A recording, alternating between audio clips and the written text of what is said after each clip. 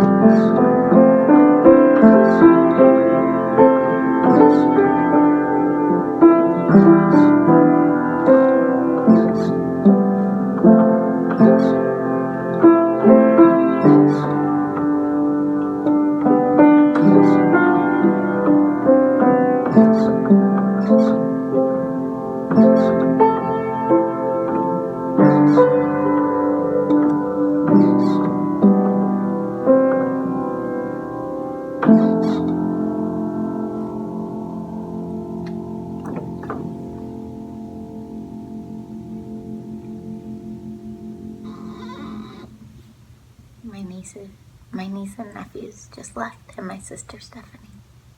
And I'm feeling a lot of feelings because it was really nice to have them here. This is the stuffed animal they didn't take. I gave away my little frog and my yellow bear and little brown bear and ice cream cups and pretty much anything they asked for. Don't watch them. They know that now. I'll give them anything that I have that's sitting around my house, with the exception of very few things, and just let them have it. But they made me lots of cute things. I can show you some. Oops, this one's eye needs to just get glued back on. There's a little dragonfly. I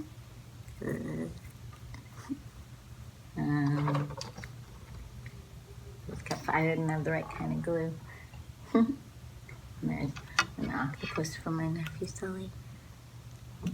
And this cool little guy that Sawyer made. Be careful.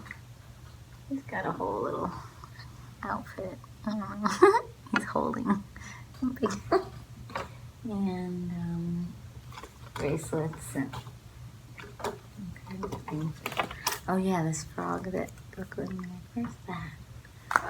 I moved it so it wouldn't get hurt. Nope. Eye problems. That guy, he's like a frog. Oh yeah, and Sully's. I don't remember what this was. I think this was an octopus too, or maybe. I don't remember. I think Brooklyn made this one too. Lots of cool. Oh, she made me a fan.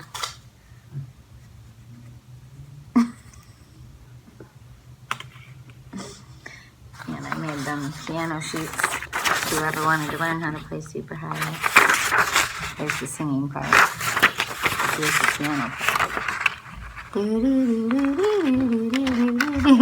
Oh, Bryan's coming downstairs. I should probably go. Goodbye, video. He doesn't know I'm taking a video right now. Bye. Okay, I had to repair the eyeballs. That is the frog. And this is the dragonfly.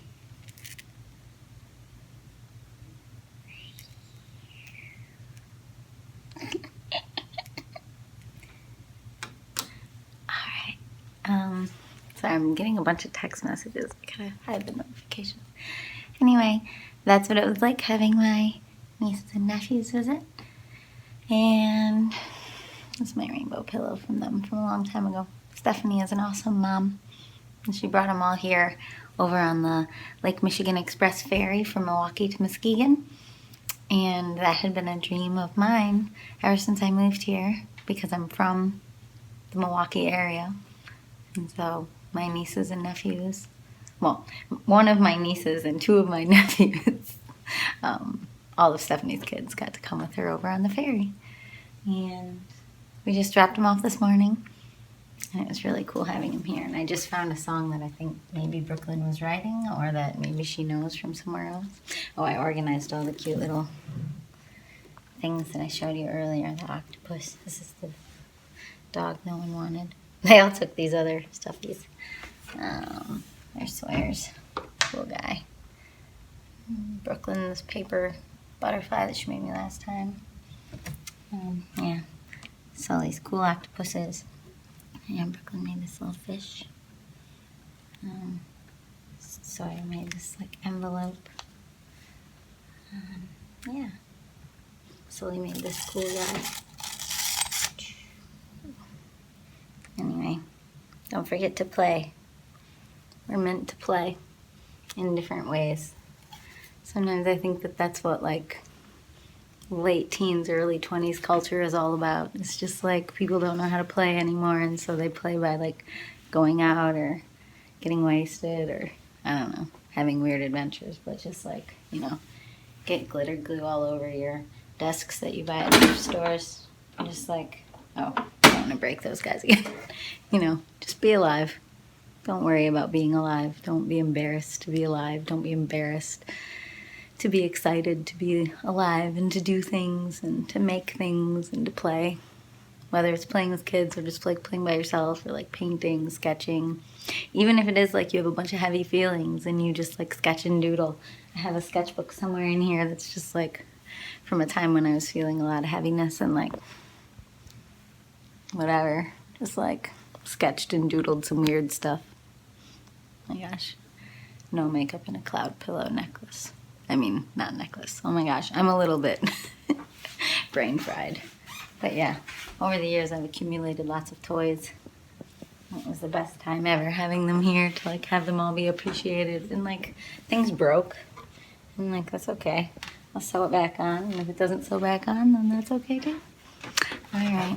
Oh, there's a drawing Brooklyn made me a long time ago. It says Jessica in the rainbow she made. What else? Oh, these are the lights that I never light up that my friend Leah gave me. And my nephew was like, why doesn't the blue light up? I'm like, I don't know. We couldn't figure it out. Maybe like the blue plastic was too thick. They look more rainbow colored when they're not lit up. Anyway, that's my life. I suppose I could go play another song. I'm kind of in the mood. Okay, I'll stop this and then maybe it'll run out. But okay, bye.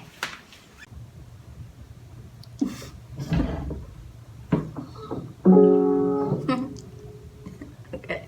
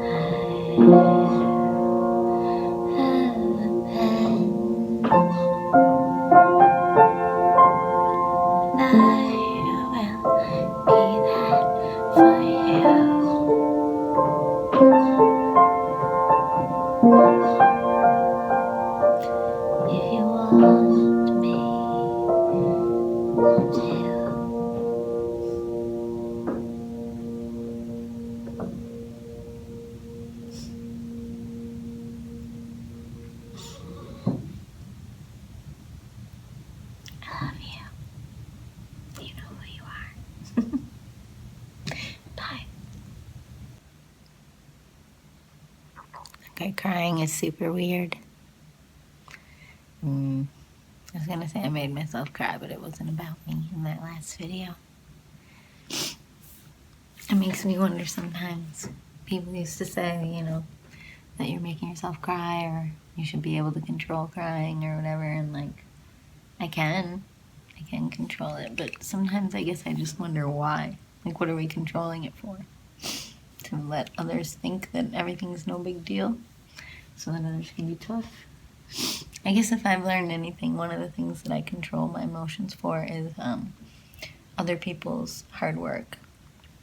So like, one time I was leaving and then not leaving yet and then almost about to leave, and it took us like 4 hours to say goodbye because it wasn't the time to go yet and there were little things that came up, and by the time I left, my niece in particular saw how sad I was to even leave and to be the one to decide when to leave when I didn't know when I'd see them again, and I ended up like making a commitment that we would see each other every few months, and this was like right before we found out they were moving to Colorado, but I was being the most emotional one, you know, not the kids. So I was being the most childlike, or the most, it's not even like I couldn't have controlled my emotions. I just must have believed at that time in the value of sharing them because I've been sharing my emotions so much here. Not just YouTube, but like in general, Instagram, my personal Facebook. I kind of stopped using my other Facebook, but like my Jessica and the Rainbow one. I was getting up to go sit on the couch, but like, why? I'm just gonna put this down. Anyway, but then I ended up upsetting my niece a lot because I was so upset, and I think that made her more aware of how long it might be until she saw me and just how hard it is to not live right by somebody that you love. And it turned into a cry fest, and then my sister ended up having to teach her about when you miss somebody, you can write lots of songs or you can write your feelings down. But it took like, 4 hours of my sister and her husband focusing on my niece so that she could feel better. And, what about the other 2 siblings who were sad too, maybe, but not needing that much help? And it's like, I don't know. I guess I kind of changed my tune after that, and I started trying to fake emotions again, probably like I did in childhood, in school, in other places, because I just started realizing, like, I don't know. I just wonder sometimes if the world is set up for us to feel, if we're supposed to be feeling as we go. Because they were here for a really great trip just now, and yeah, I definitely don't start crying at them or anything anymore, even though they're like some of the most important people on the planet to me. And I feel the same way about my other 4 nieces and nephews. Well, it's another niece, and then, so it's like each family has 1 girl. I always say nieces and nephews because in total I have 7. Anyway, but yeah, those ones too, super precious to me, all 4 of them. And it's very hard to live far away from them. But the 7 of them don't live near each other. And I ended up in Michigan, which is close to Chicago. It's a long story how I ended up here. Well, it's not that long. It just has to do with my ex. I was trying to help him get better and help us have a simpler life because of other things. Well, I'll just say it, he just couldn't afford a lot of things in Chicago, and I couldn't support him, and that's a long story. Anyway, but I ended up here, and of course that didn't work out at all, because there were lots of other problems. But very, very, very happy with my house that you've seen rooms of, and my significant other, Bryan. He's amazing. And we have a band, and we have great friends. And I have his family around here. So I just sort of ended up staying in Michigan because of all the love that I found here with other people. And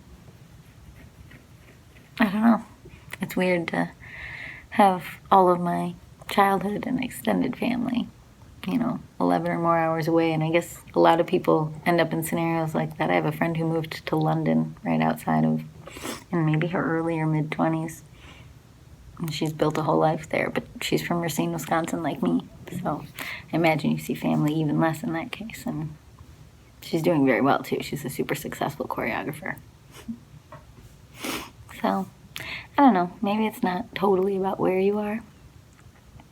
But in the cases of practical things like this, and getting to have my sister and my niece and nephews, I said it right, come here for a weekend. It's very expensive then to get together the further apart you are. And we all made it work. We all prioritized it, and that's pretty cool.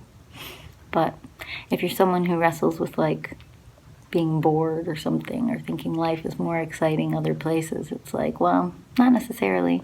You could end up sort of like me or my family, of just all moving around and living in different places, and now you all live different places, and yeah, that's exciting in some ways, but it's also expensive and hard to get together.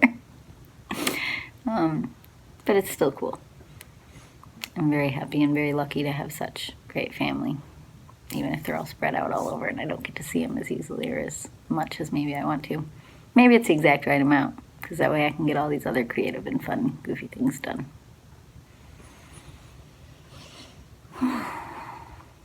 Who knows? Who knows what we need? Dreaming is weird. Deciding who you want to be is weird. Thinking through what you might want to do with your life is weird, and then imagining it, and then dreaming, and then going and doing it.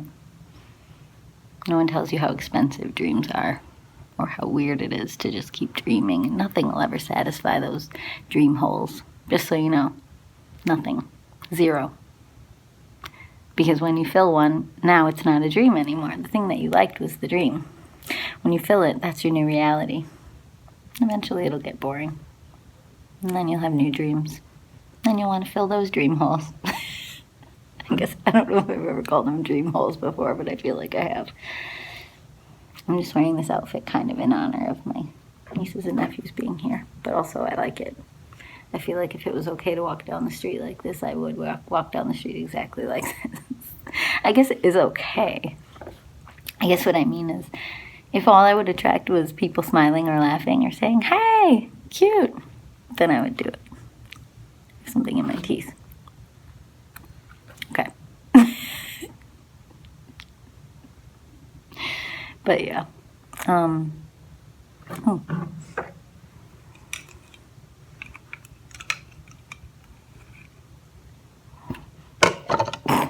Oh, the kids were wearing my sunglasses this weekend. Cool story. All right, well, I'm gonna go. Nice to talk to you, whoever you are that watches these. I know it's not very many people, but yeah, there's a part of me that just likes sharing, even if it's a little boring. I think these are a little better when I have something to say. I don't really have anything to say right now. I'm just sticking my face in the camera to remember that I exist.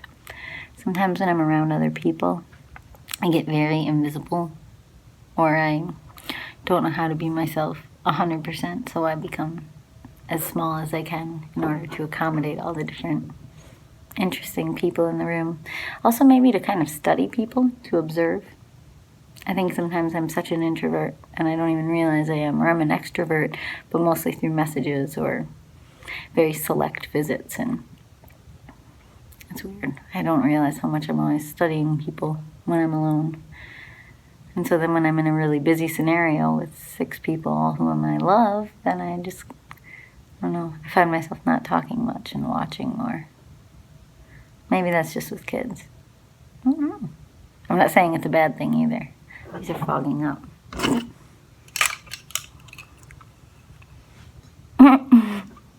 Anyway.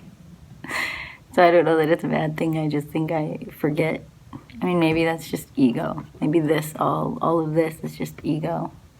And I should just blot myself out and just be an observer and be a bowl and hold the little children of the world and not try to be a thing. I wonder that all the time. I think that's what being a mom is.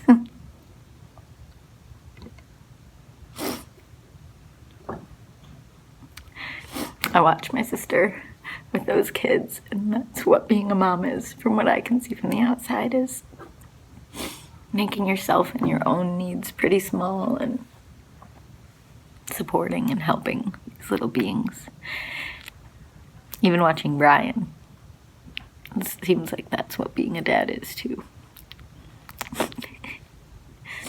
Just making yourself as small as you can, but big enough to be strong enough to take care of others. And so others might see you as big, but you're actually making yourself, capital S self, very small. And it's a beautiful thing. And I don't do it as well as a lot of other stronger than me people. But it's really inspiring to watch. I think that's what that last song was about. Learning to be strong and selfless enough to be strong for others. Not needing it to have a self, or not needing the focus to be self. And then other people might think it's all about your capital S self, but you know it's really all about them. And I think maybe working on my kids' album has been making me think more about that too. Like who it's for, who the music is for. Like, is it a delusion to say we're helping someone just because I read a lot of poetry in college or dramatic literature? That's one of my other degrees in addition to music. Self. Woo! You know, is it really helping others if others aren't currently being helped? If we're just trying to create a body of work? And others have made me feel like I'm helping them, definitely. Some people buy all my albums and I'm like, who are you and why? Why do you want to listen to me this much? I don't understand. It's mostly just weird to me. Sorry, my hair keeps covering up the other cloud. But, I mean, obviously I'm honored when that happens, but there's nothing I can do to create that. That just sort of happens like a fluke when it happens. I don't know. But there are much more direct ways to help. And I don't know, watching people sometimes reminds me like you can't help very many people before you run out of resources. I mean, my sister helping those 3 kids go around on a multi-stop trip while, you know, to visit family. And their dad having to work really hard at home to pay for it all and do all this other stuff. And it's like, there's only a certain number of people you can help at a time. So, I don't know. Sometimes I wonder if this is just some weird form of madness. Not just me, obviously. The existence of YouTube or albums or recorded music or anything. It's like this delusion that any of us can help so many people at once. Because all that is multiple people way beyond your possibility for influence or help.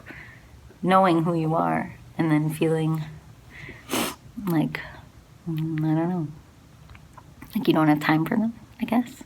That's how I've always felt. All the bands that I've fangirled on, I always got, you know, I'd meet them after shows and I always felt kind of strange. Like it was just kind of strange to like them so much and have them not really know me. It created a weird imbalance. Anyway, that's a kind of heavy subject on top of something kind of light. Not bad heavy, just kind of heavy. I'm not trying to complain about the imbalances of intimacy or closeness. I'm more trying to say that I just think that's a natural reality, that anyone who's in the public eye in any way, even if it's just self-imposed and weirdo like me, it's like you can't possibly know all the people that are potentially knowing you. Or you can know them, but you can't know them closely. And then, I don't know. It's like an extension of popular kids or cool kids, or not that I'm cool, not that I'm popular. Where am I going with this? Like an extension in the sense of like the in crowd. I remember that from middle school, like not being in it. You know, clearly. Okay, I need to stop. Not that I dressed like this. Anyway.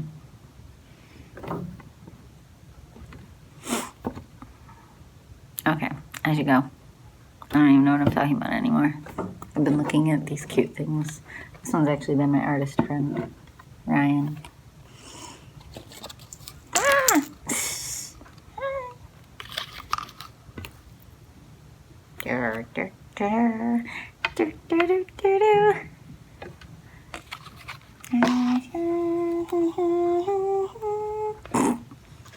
don't know why I sang "Oh Canada." Oh, I just had them all arranged, but now I really want them to. I just didn't know my video would go on this long at all. So, like, not even slightly. Thought it would be done by now. Okay. All right. Well, on that note, I hope you have a lovely day and make time to play. Make some origami fish and don't even look it up. Just be like my niece and just make up your own ways. My nephews too. I think that's it. Yep. And now I'm not even going to edit this because I'm terrible at editing. I never know what to edit. So if you watch this whole thing, you win a shiny new, I was going to say $5 bill, but what, in some strange alternate universe where more than 5 people would watch something like this, or they would want someone to watch it and tell someone else that they'll get $5. And then I'd end up even more broke than I am, so yeah. There, filter. Wait, how do I make it a filter for the whole thing? There. Wait, the arm was in it. Okay. So have fun with your life. Do things that no one needs you to do. I could pretend like I'm underwater right now. Yeah. There's an octopus. Ah! The octopus is gonna get me. Ah! Except he's a nice octopus. Thanks, octopus. Mwah. Oh, here's the octopus that's attached to its mommy still. Ooh. In the octopus's garden. Do-do-do. Ba-do-do-do-do. Ah! Octopus parade. Oh, and here's a flower. Well, you can't really see it. There's too many things here. Maybe that's a metaphor of some kind. There's your flower. Bye.